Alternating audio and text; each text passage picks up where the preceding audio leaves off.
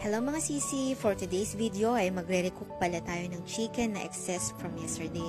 And while I am cooking, I want to give an advice po para sa mga kabayan ko na nandito sa Kuwait na matagal nang nagwo-work inside the hub and they wanted to change the employer.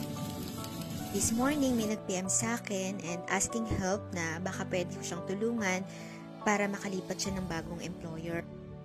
Matagal na siya dito sa Kuwait and finish contract na. I advise po na pag ganito yung case, umuwi na lang po muna tayo ng Pilipinas para ma-process po yung papers natin ng mas maayos at mag-reapply po kayo. Huwag po tayong matakot na umuwi ng Pilipinas na baka mawalan po tayo ng trabaho or hindi na po tayo makabalik. Kasi ngayon po, sobrang dali na lang po talaga ng pag-process ng papers lalo na pag wala pong problema. The good things po na makauwi kayo ng Pilipinas is makakasama nyo pa po yung inyong family doon. At the same time, nagkaroon po kayo ng rest. Message lang po kayo if you want a legit and trusted agency.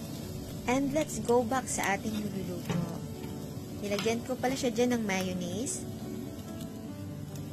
And nag-add na rin pala ako dyan ng isang itlog. Salamat sa panonood. God bless everyone.